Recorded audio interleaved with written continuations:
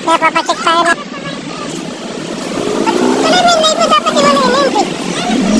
Ha? Ituloy ka sa akin. Ituloy ka sa akin kasi nabibigyo mo eh. Pag tinas ko yung camera ko, di na makita si MG.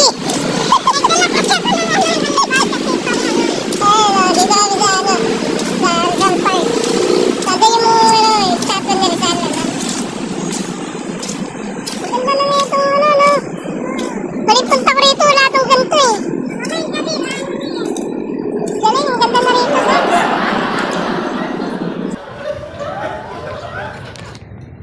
Ayan. So mag-ano na tayo dito. Tsaka ano na siya. Dati ang Luneta Park, ano to, wala siyang bakod kung saan pwede kang dumaan kahit saan. Ngayon meron na. Meron na siyang entrance gate. Hindi na pa pwede kung saan ka na lang dadaan. Lalabas na ano. Meron na siya control gate kumbaga. So,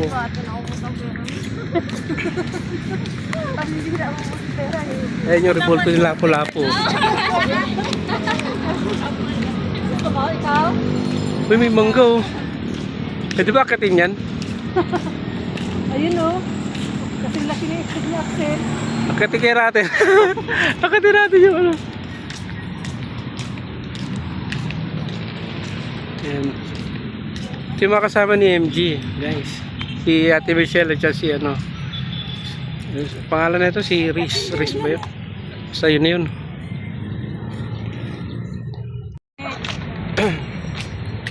Ayan. Pag nakataas yung cellphone ko, hindi na makita si MG. Bababa ko na lang ganyan para makita siya.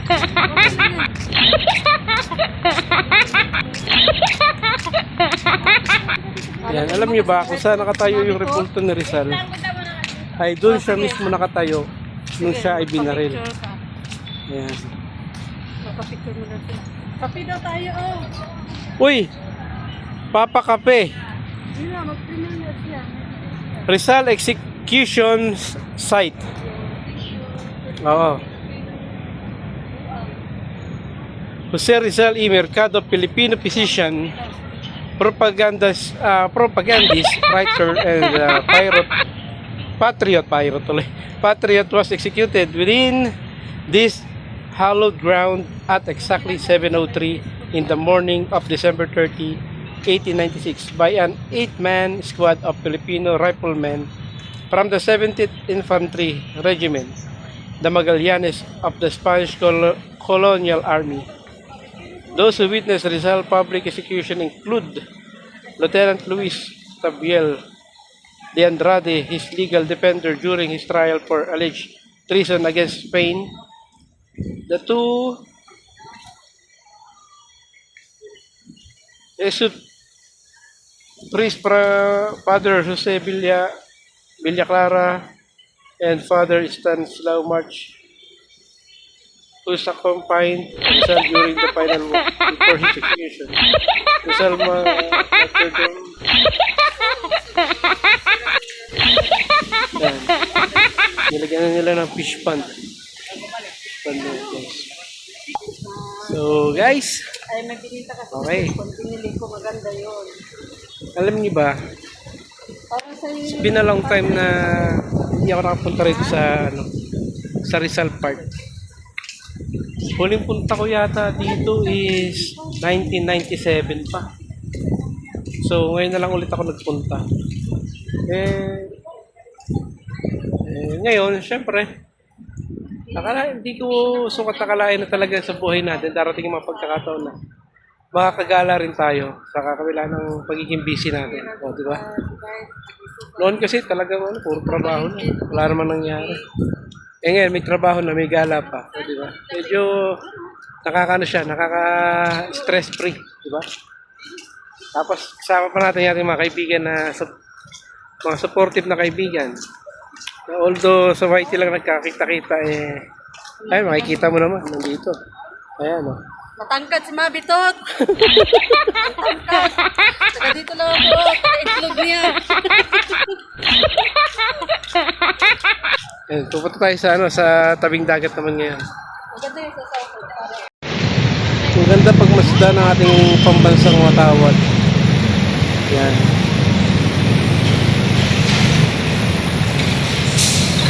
Napakaganda pagmasdan.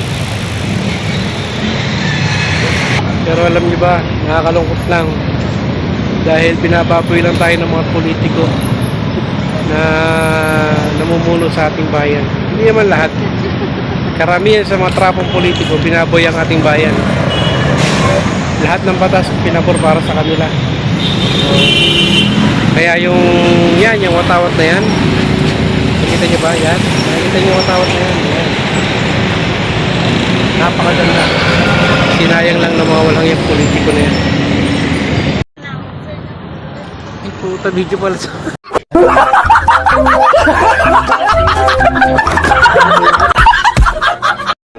Gunggong! Barinig kita sa mukha eh!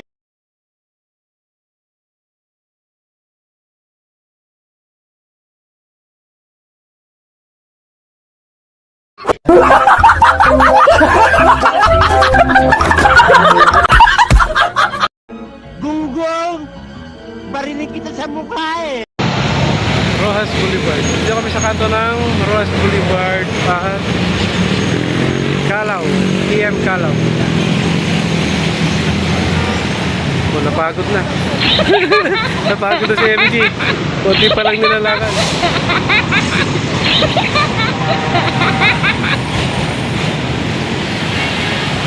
Punta kami doon sa Baywalk. Yan. Isa masyadong magsabalan sa gitna yung bang. Ito lang malakas, ayan o. So, nasa gitna, may yellow box. Kamote ka! Eh, yung enforcer nandun, no? Nakatunga nga lang. Hindi nila hinuhuli yung mga nagbabiolate. Yan. Yep. Gunggong! Barinig kita sa mukha eh!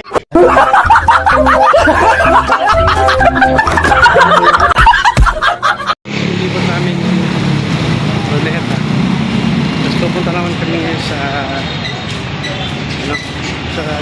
Dalamite Bridge. Paglagpas na itong US Embassy. So nandun ang Dalamite Bridge. So alam nyo ba guys, dito sa US Embassy, pag tumuntong ka dyan sa loob niyan, ano yan, matik yan, para ka nang nakatungtong sa Amerika. O pag nakatungtong ka dyan, eto matandang puno na to.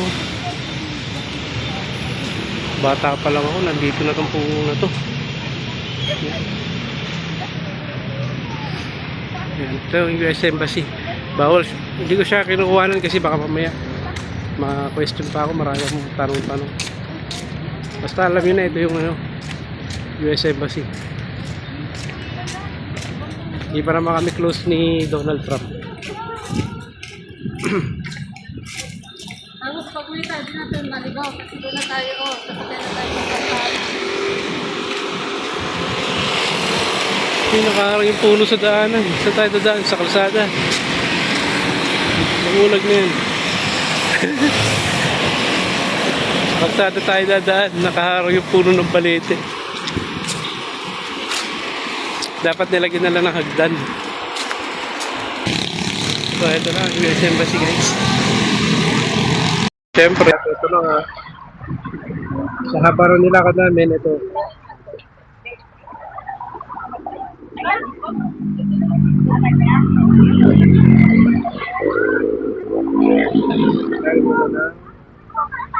Turo-turo. Gunggong! Barinig kita sa mukha eh! Uy, dito na kami. Ayan o. Dalamay Beach. Sa Manila Bay. Ito na ang Manila Bay ngayon guys.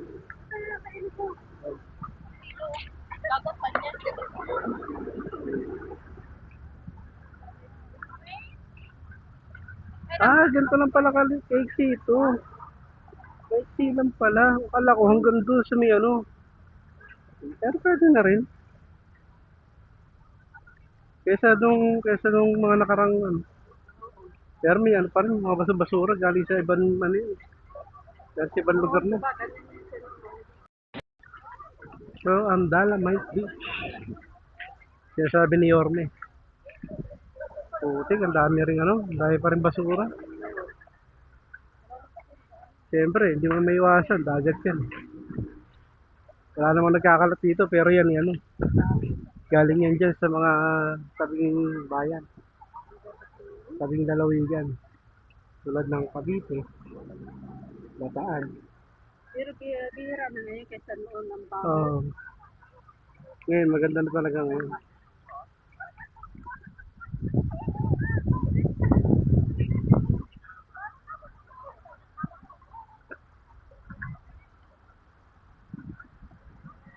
Ang building oh.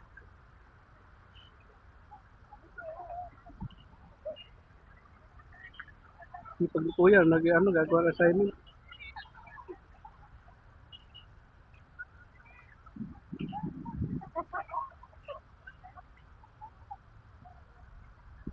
Buti na lang makulimlim.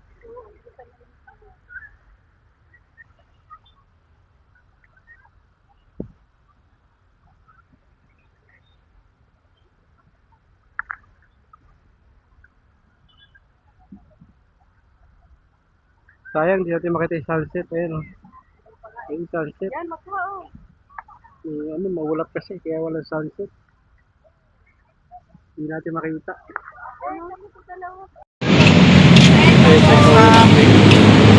Akit tayo ng footbridge.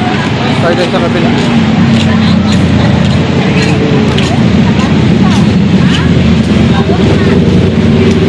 Akit tayo ng footbridge. Kasi, yan. Wala ka natin. Full time kami ay hiwalay. Hiwa-hiwalay pala. Hiwa-hiwalay. Grabe. Kulang ang ilang oras na pag-iikot. 10 beats. Kita tuloy na kabiyahe ngayon. Hindi, ko naman yun. Rescue ko naman. Nagpa-rescue lang ako.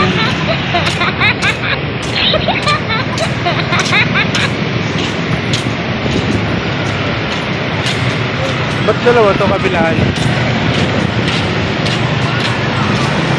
Back and forth.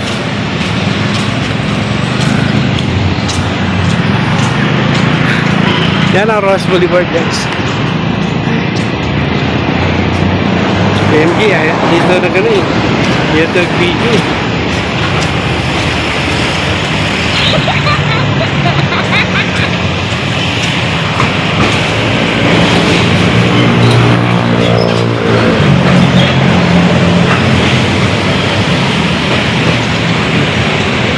Bye-bye guys. Kami bye-bye. Huwag niyo kalimutan mag-subscribe at like and share ang mga videos guys.